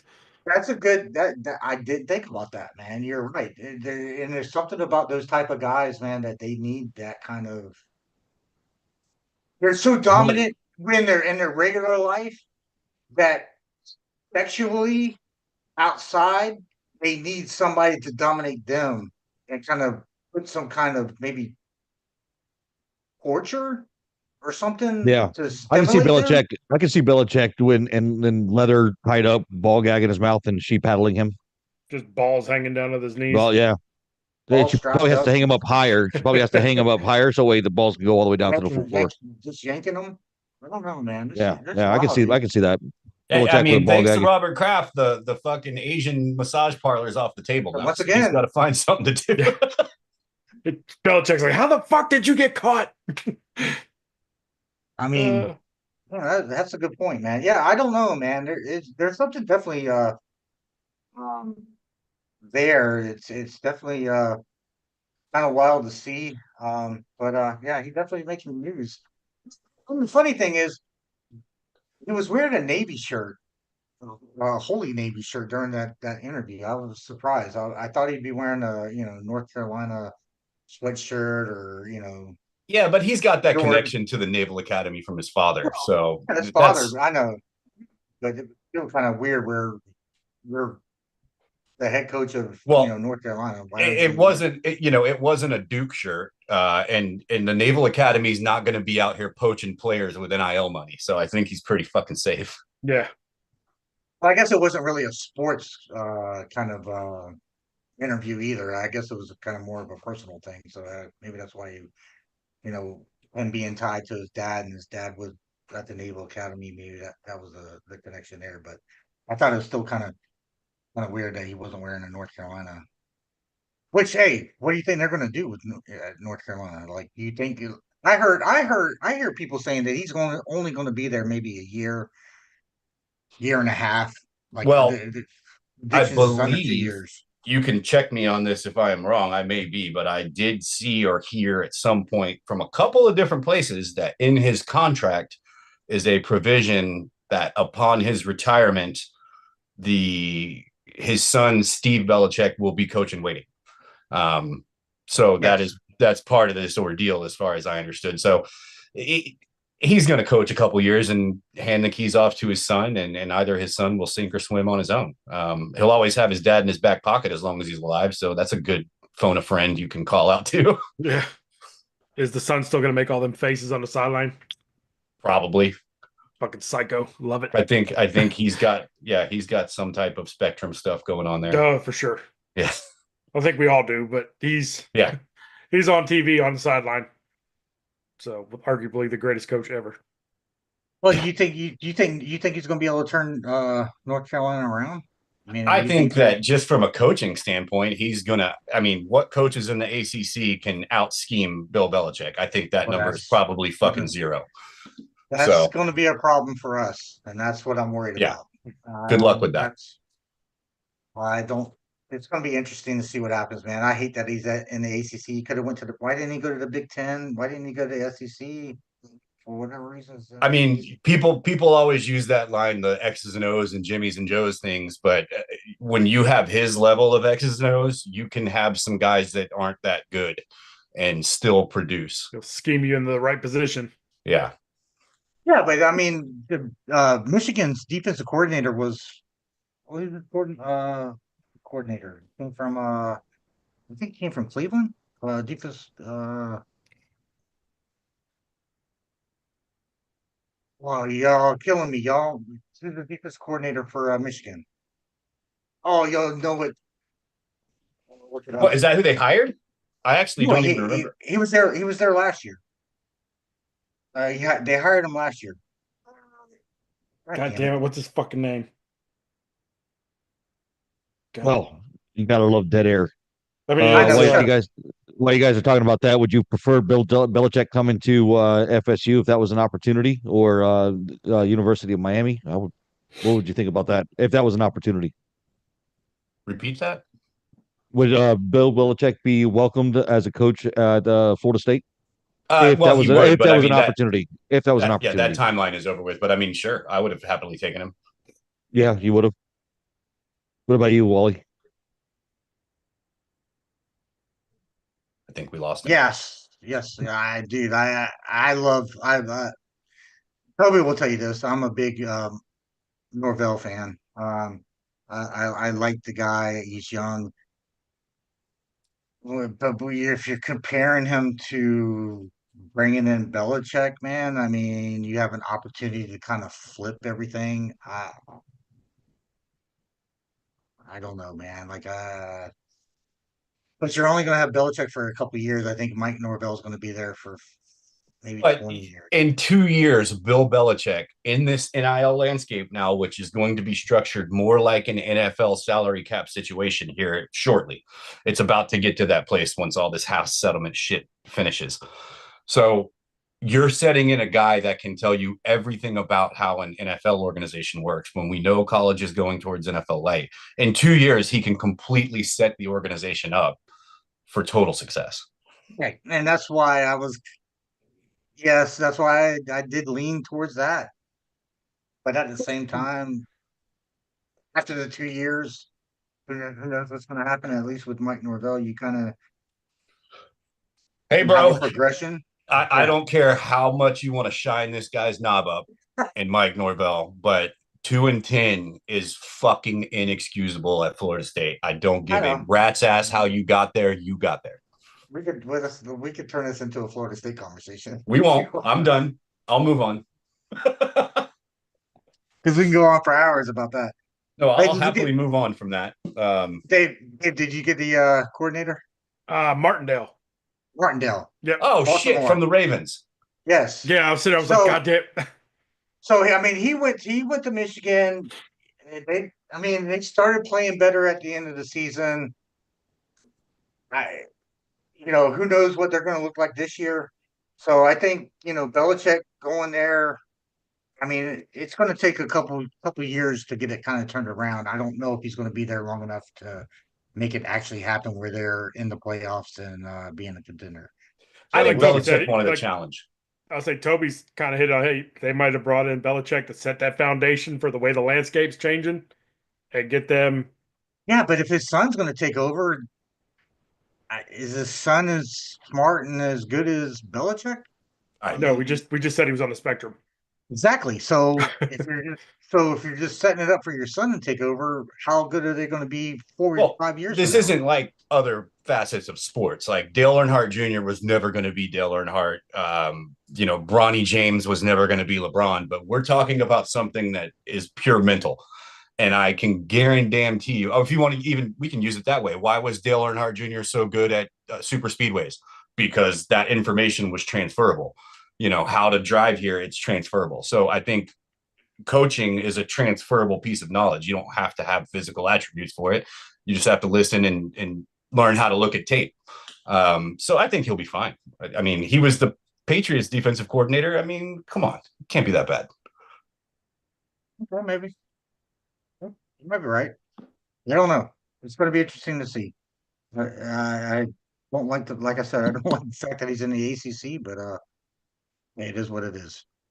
So we'll go from there. Yeah. Yep. You know what else is interesting is the NBA playoffs. What's going on with the NBA playoffs?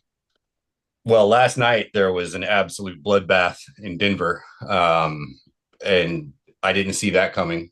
The Clippers have an extremely deep roster, and they got flexed last night. Last night was the first time in NBA history in a Game 7 that 7 players scored over 15 points on one team. That is ultimate team basketball. So Denver now has to deal with the buzzsaw that is OKC. Good luck with that, because at this point in the season, I think they have 72 wins with their 4 playoff wins. That's going to be a tough series for them to get through. You got Golden State tonight in a Game 7 against Houston. I think they get through that. Yeah, I think they'll get through that. On the Eastern side of things, America's team is trucking into Monday night against the New York Knicks. I think that's a 5-game series at best, 6 games if something happens. Talk about the Knicks, man. They're tough, man. They're gritty. Yeah, but that game against Detroit, man, how do you let what's the point guard for Knicks? Brunson. How do you let him go 1-on-1 with the last shot when he's named Clutch Player of the Year? So he's thrived in these positions throughout the whole season. So Detroit goes out and they put 1-on-1 on him, and the dude smoked him. Yeah. I mean, just crossed over him. He went between his legs, came up, 3-pointer. I mean, just why isn't Detroit doubling him? Well, because Detroit's a young, stupid. I'll say young and inexperienced got him. Yeah, I mean, yeah, but that's coaching. That's coaching. It goes back to the Lakers. Please, JJ Redick not spin out a 33. How old is LeBron? 33. LeBron's 40, bro. 43. Yeah, what are you talking about? Yeah, 40-year-old man. What? So the coaching aspect of things in the NBA is just kind of blowing my mind on some of these things that I'm sitting there. I'm sitting there laying in bed watching the damn New York game. I'm going, why aren't y'all double teaming this dude? I mean, they just went through the whole. I mean, they just talked about how he was named the clutch player of the year, and yet you're leaving this guy 1-on-1, and he just smoked you and just hits the three to win the fucking game. I'm just like, what are y'all Hey, doing?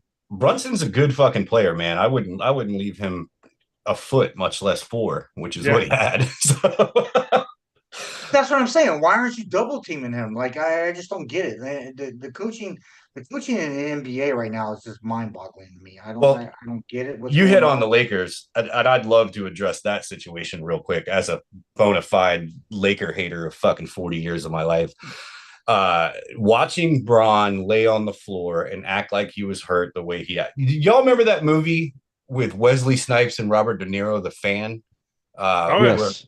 Where That was a good movie. basically Baseball. Wesley Snipes was playing Barry Bonds, right? Yes. I think that was the deal.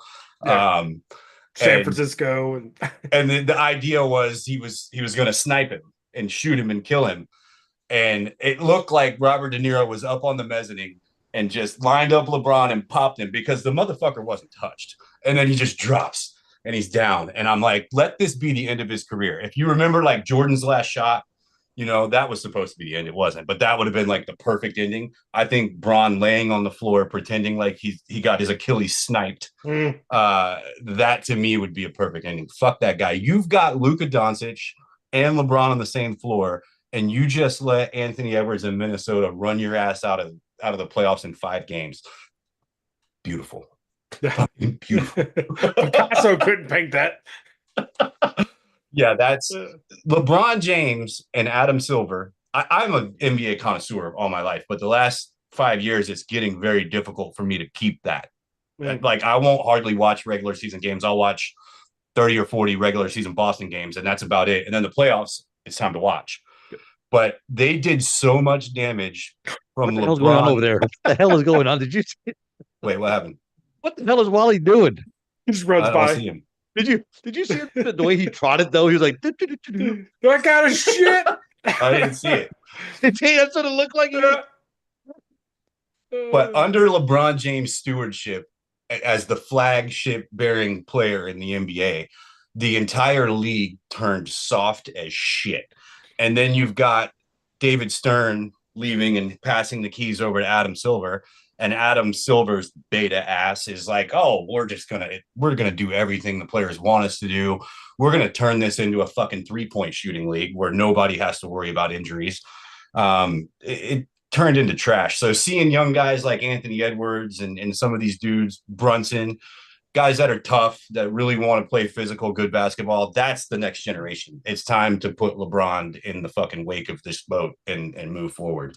So I'm happy to see the end of that shit. Hopefully he just calls it a day. Yeah, you see guys like, brother, to me, I'm like, man, he's capitalizing on a weak spot right now where he's like, hey, I could change it right now. They're not built like this anymore. If I could be just 1% tougher than them. Yeah. Yeah, I mean, I like it. The 90s. I remember watching the Knicks and the Pacers in the playoffs. Yeah. I mean, dude, that was fucking great. You know, a fight's gonna happen. So, yeah, I agree. People will tell you, well, oh, look at that brand of basketball. This final score was 87-80. That was trash. And I'm like, no. We wanted to see scoring difficult. Yeah. That's what makes it cool. We don't want to see you just walking out here and poking 7 threes and not giving a fuck. Yep. That doesn't do anything for me. So, yeah, I'm glad to see the Brunsons of the world coming alive and taking the mantle over from that dickhead. Yeah. Where I'm at. Well, I think that goes back to society, man. Like we are trying to get back to being tough again. Like we're tired of the pussy way of getting through life. Like we need to be strong. Like we need to fight for things. You know what I'm saying? Like at the NBA, when the NBA was great, you couldn't go to the hole. Like you couldn't go to the hole without getting hit. Now, and I think this year is changing, and I think some of that has to do with what's going on with what we saw with Jordan. What was that Jordan documentary? Last Dance. Yeah, The Last Dance. As we saw, what physical basketball was. You know what I'm saying? And back then it was I think it was probably more popular then than it is now, and it was because of the physicalness of it. And we got to get back to that in order for the NBA to be watchable again. And when we talk about the NBA, don't forget that we went from back in the 80s and 90s. You didn't have the zone defense. No zone. There was no you zone. Couldn't hide. You couldn't hide. Exactly. Yeah. It was one-on-one. It was manned up. And now they got the zone so you can kind of, manipulate things. What was that word? Manipulate. Oh, do that. Wally. Well, what you just brought up is the biggest thing that happened in the NBA. Once they allowed the zone to occur, you no longer are naked for the national television audience to see that you just got your ass toasted. You know what I mean? When you're man up, that's your responsibility. So there's plenty of tape. Well, he's not guarding his guy. We're taking him out. Now you're in a zone and you can blame it on somebody else's mistake, or you can conserve energy on defense and utilize that on offense. And that's where they got messed up. You look at the Bulls, man, it was Jordan and Pippen playing 41 minutes a night on both ends nonstop. They never stopped going. Now you watch LeBron, and this motherfucker's sneaking over here, kind of relaxing in the soft aspect of the zone, not doing shit. And that's how he made it to 40, by doing that shit. Well, that, and then load management. I mean, Popovich created that. When he had Duncan, and he had Duncan that was older, and who else? It was Duncan, Tony Parker, and Manu were all old as shit. Yeah, they were old, so he kind of set them, later on in the season to give them some rest. So when they got into the playoffs, they would have that energy. You know what I'm saying? And that the worst thing is they won that fucking ring in 2014. So it works. Yeah, exactly. Yeah, fucking tough. So the thing is, I would like to see the NBA get back to that man-to-man, get rid of the zone. And can you imagine what Luka would look like right now without the zone? If he had to go man up one-on-one, oh my God. I grew up playing ball, man. And one of the things that I remember being a kid in the 90s was watching Reggie Miller run. I mean, he would get down to the offensive end and you would see him running and finding ways. What happened? No, you're good. Okay. Yeah, he decided finding ways to just get open, to get picking his nose or something. He never stopped with the ball, without the ball. He was always, and that was the game that I'm like, dude, this is badass watching him do that. So I was like, okay, I'm gonna do the same thing he's doing. I'm gonna continue to move on this end. Now, if you're a kid watching it, you're watching him walk up to the 3-point line and fucking stand there. Great message. Yep. Great message. Exactly. And stop. Okay. And then that's part of Steph's, involvement in the NBA, right? Everybody wants to be a 3-point shooter. Steph's what, 6'2", 6'3"? Yeah. Really fucking good at it though. Yeah, he is, but I gotta give him a pass. I know, but I mean that's why everybody wants to play that type of game, and analytics. Don't forget about analytics. I mean, I think that's kind of changed football going forward on fourth down. I think it's changed the NBA with shooting 3-pointers. It's changed baseball as far as going for the home run. Hey, we can strike out 100 times, but 75 times we hit a home run. That's a better average or whatever. You know what I'm saying? Yeah, it turned into only 3 things happen in baseball now: a home run, a pop out, or a strikeout. That's kind of where you are. It's tough. I mean, it's tough. There's no more hit and run. There's no more hitting the opposite way. There's no more, as far as baseball goes. And baseball, it's really suffered from it. I mean, who watches baseball anymore? I again, a huge baseball fan through the 90s, and now I'm having a hard time because it's just launch angle. We're trying to hit a home run with every fucking swing. Like, okay, all right. And now we got the different bat now. You know what I'm saying? Just to try to hit home runs. I don't know. analytics is like ruined sports, in my opinion, to a certain degree. Well, do you think about it? We used to love to watch like a Tony Gwynn who hit fucking 5 home runs a year, but struck out 6 times a year. Yeah. You know what I mean? Yeah. Like that was entertaining, and they've taken that away. Oh, Greg Maddux, man. I used to love watching Greg Maddux pitch, man. He didn't have a 90-mile-an-hour fastball, but that motherfucker would hit corners. He was accurate. That motherfucker would paint them fucking corners, dog, and would play mind games with you with the way he pitched and things like that. That's what brought me into the mental aspect of the game when it came to pitching, was why I watched, baseball to a certain point. Baseball was a thinking man's game at that time, where you would have Greg Maddux and Tom Glavine come up, right? And they'd start in the first inning just touching the corner. And by the 5th inning, they had literally fucked with the umpire's head to where now they're getting strike calls this far out on either side. Exactly. Yeah. Because they were so accurate. They were like, oh, that had to be a strike. You know what I'm saying? So, that was the good old days. Yeah. But analytics is the only game that analytics hasn't really touched is soccer. Well, I don't think you can touch it. There's no way to get additional shots. There's no way to. The bodies are there in the way. So exactly. Yeah. So I don't know. But as far as LeBron goes, man, yeah, I think he's a piece of shit. The whole him being the greatest of all time is like not even worth talking about. Because you don't say that around Jay. Yeah. Don't say that around me. I'm a big. What the hell is his name again?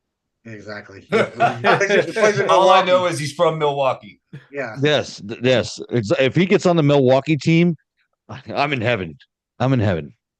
Oh shit. All right, guys, we're pushing up against the clock. Guess what it's time for? It's time for Dave's world famous game. What do you have for us today, Dave? All right, guys. Toby wins. So, in the spirit of May the 4th, I got some Star Wars. So listen, it's a little twist. Hey, guys, I appreciate everybody. Have a great day. It was Wally's ending the show early. It's awesome. Have a good time. Little bit of a twist. Can you name the quote from either Star Wars or Spaceballs? That's so easy. Okay, that's gonna be easy. I think I'm gonna win one for a change. Let's see what you got, cowboy. Wait, whoa! I forgot Toby. Toby's the walking encyclopedia here. All right. You ready? So I'm going to give you the quote. You tell me what movie it came from. Understand? Everybody good? Got it. Cool. I'm not shooting this thing. I hate guns. Jason. Wally. Go ahead, Wally. What you got? Spaceballs. Yes, sir. And he was worried about it. Are we calling our names out now again? Are we back to that? I thought that's what we've always been doing. Well, somebody else will get questions this week, so yeah, we should call them. Okay, you want to go names? All right, yeah, let's call our names out here.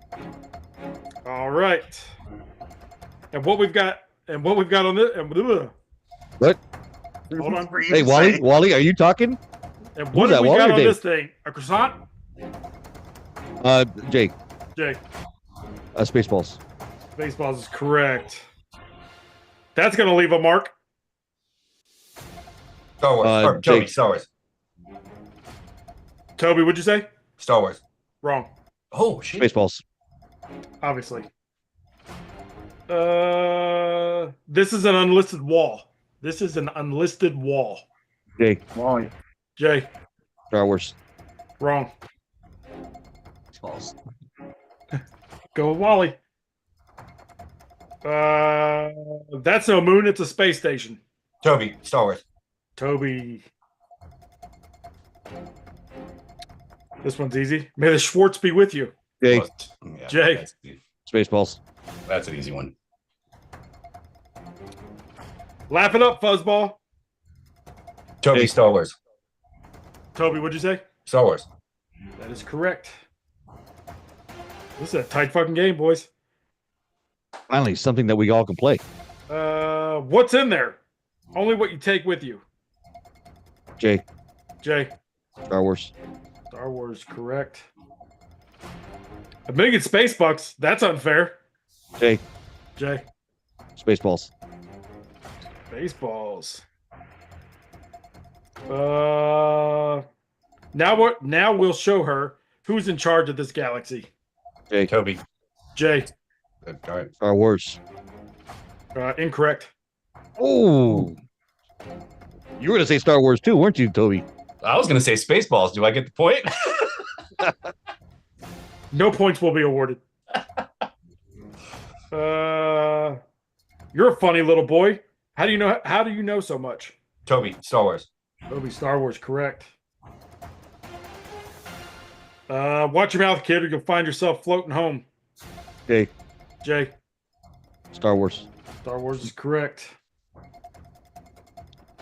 Say goodbye to your two best friends. Jay. Jay. Spaceballs. Spaceballs. Real quick, can you tell us where everybody's at on score? Last place, Wally with 2, Toby with 3, and Jay with 7. Ooh, damn. Hey, how many more questions? We got a bit to go. Okay, I wanted to see if I need to let up or not. You never let up. You put your foot on your throat, LeBron. Damn, he quoted me from last week. What a dick. We're keepers of peace, not soldiers. Toby, Star Wars. Who said it first? Toby said it first. He was right. You will never find a more wretched Toby, Star Wars. Yes, sir. Uh-oh. Jay got a little cocky, and then he just woke Toby up. See? Yes, I thought there was going to only be like 5 questions left. I didn't know we were going to have 20 more. Yes, I always have coffee when I watch Radar. You know that. Jay. Spaceballs. Spaceballs is correct. Mr. Coffee. The Radar, sir. It appears to be. Jay. Yeah. Good. Damned. Spaceballs. Yes, sir. What an incredible smell you've discovered. Jay. Wally. Jay. Star Wars. Star Wars is correct. Fire a warning shot across her nose. Great. Spaceballs. Ooh, boy. He's cheating. He looked up. He looked it up. He's got quotes, famous quotes of Spaceballs. I got nothing. My phone is off. Whatever. My phone is off. And my tablet here. It's just us. Nope. Nope. Have you found anything yet? Jay. Damn it. We ain't found shit. So at last, we meet for the first time for the last time. Jay. Spaceballs. Ooh, boy. He worked me over. I haven't seen Spaceballs since like 92. So good. It was on TV the other day. You see that? It was on TV the other day. You see that evil will always triumph because good is dumb. Jay. Toby. No. Yay. The balls. Yes, sir. Should we end the game now? Should we end the game now? Just kind of throwing it out there. I'll give us. Let me see. All right. Wait a second. There's quite a bit to go still, but we can end it up pretty soon because it's starting to be a fucking runaway. Why don't we do like 5 or 6 more questions? Y'all go with that?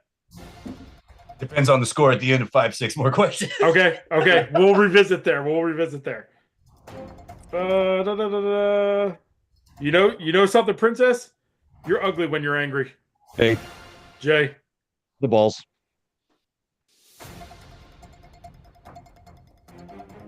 What a piece of junk.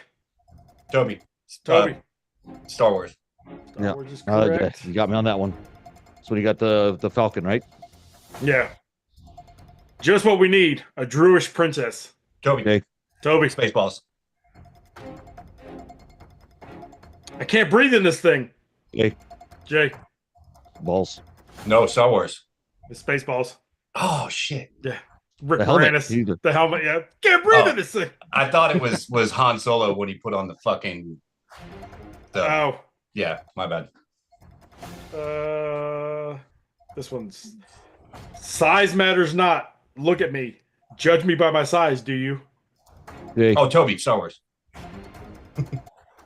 But Jay got it first. Said his name first. Fine. No points. Another easy one. May the force be with you. Toby. Toby. Oh, we should have given that one to Wally. Hey, I got two. I'm sitting back. I'm letting y'all fight it out. So yeah, he's happy he got 2 questions. I'm gonna give us 5 more. Ooh, all right. I don't know where you get your delusions, laser brain. Jay. Star Wars. Star Wars is correct. Wonderful girl. Either I'm going to kill her or I'm beginning to like her. Jay. Star Wars. Correct. Damn it. You came in that thing? You're braver than I thought. Shit, I've said to a Tinder date. Toby, Star Wars. That was correct. In my experience, there's no such thing as luck. Jay. Star Star Wars. Correct. I have a bad feeling about this. Jay. Star Wars. Ball game.